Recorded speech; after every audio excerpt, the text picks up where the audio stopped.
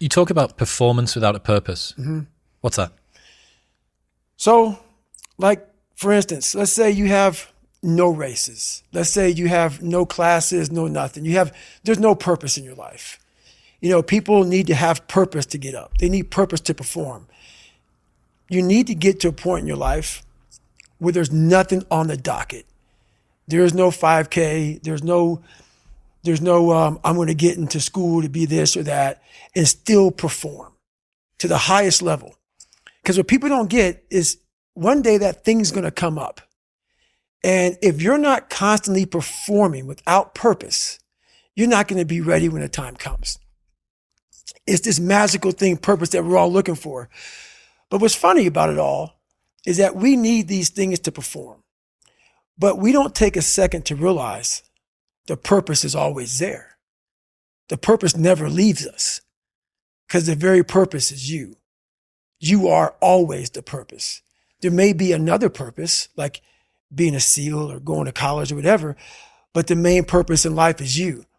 So if you wake up in the morning and you don't want to do something, you don't care enough about yourself. And that's what you need to really research is, man, why am I not doing this for myself? Because that is the number one purpose in life, is to better oneself. So that's the only purpose I fucking need. So the reason I get up every day, even though there's no race or there's no school, or there's nothing in front of me, is because I have pride in myself. But where do you go to? You wake up on a morning, it's cold, it's wet, it's dark, you've got no cartilage in your knee, you've got shitty shorts, whatever it is that's the issue today. Keep talking. You've got these problems, right? I need you to keep talking about what you were just saying. It's warm on the couch. That's Your it. missus says stay in That's bed. it. It's comfy. That's it's cozy. it. That's You've got it. work later on. You had an argument last night. You're slightly it. hungover. Because I know every motherfucker ain't going to do what I'm going to do. So this is how you level up. That's how you level up. I know there's a whole bunch of people with that right there. That fires me up. That makes me fucking happy, what you just said. That brings joy to my life right there. Why? Because I know there's so many people that have the ability and just refuse to get off that couch. Refuse to study a few more hours. Refuse to go deeper, to go further. And that's where I gain the advantage. It's so easy to be great nowadays, my friend, because most people are weak. Most people don't want to go to that extra mile. Most people don't want to find that extra because it sucks. It's miserable. It's lonely.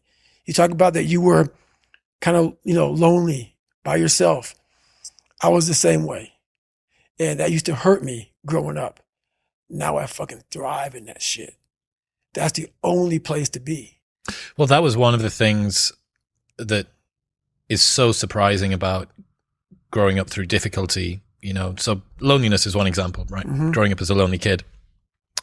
What you realize is a lot of the things that you feared or hated or embarrassed about as a child end up being the genesis of the things that you're most proud about as an adult. Mm-hmm. So the fact that you can work and thrive in solitude gives you the opportunity to be able to move to America and start a podcast, or decide to do Hell Week 3 times in a row, or it doesn't matter how long or dark the course is, you're just going to stay. Mm-hmm. The fact that you were forced to be vigilant and to assess people, to work out what's going on when you became an adult, allows you to detect the vibe and the energy of whoever it is that you're speaking with, and know that this person's someone that I want to hang with and this person's somebody that I don't. Right. All of the things. In fact, I would go as far as to say there's not one thing in my life that I see as a pure advantage that doesn't have a dark side to it that came about at some other point as well. Right. So one of the reasons that I spent so much time as a kid in my bedroom listening to audio tapes, because I didn't have anyone to play with, right? Only child, a little bit sort of unpopular. Right. So I'd be in my bedroom listening to audio tapes. We go to the library every 2 weeks and we take the tapes back and we get new tapes, and I bring them and listen to them again. Right. But you roll the clock forward 20 years, and what's the 2023 version of an audio tape? It's a podcast. It's a podcast. That's right. A lot of the things that you love and value in yourself in adulthood are the light side of something that you were ashamed, fearful, disgusted by when you were younger. Yeah. I mean, I think that comes from overcoming. A lot of people, wonder, how did you become this? How did you become so vulnerable? How are you doing a podcast now when you were this kid? You overcame things. You fought them. And now this is what happens. This is on the other side of overcoming.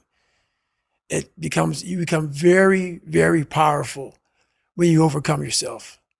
All those things you once cowered from, you were afraid of, when you face them eye to eye every day, you now become a person who has a great podcast.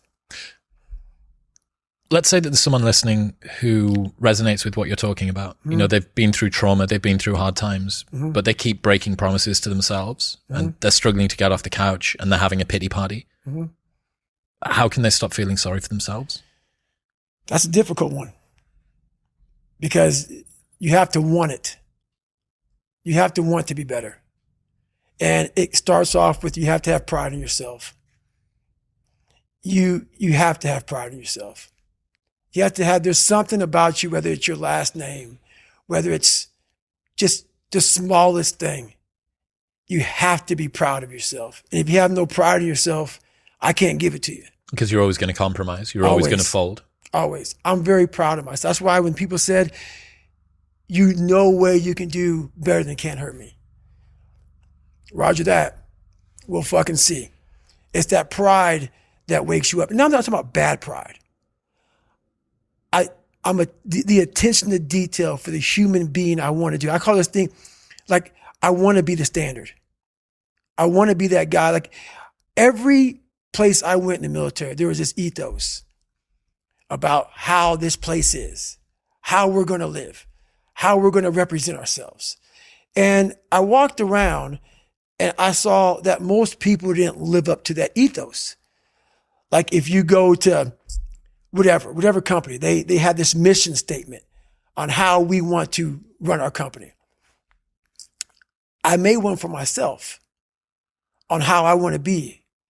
And that is why, if people can make up a mission statement, an ethos in which they want to live by, and every morning you wake up, you hold yourself accountable to that mission, not a company's, your own.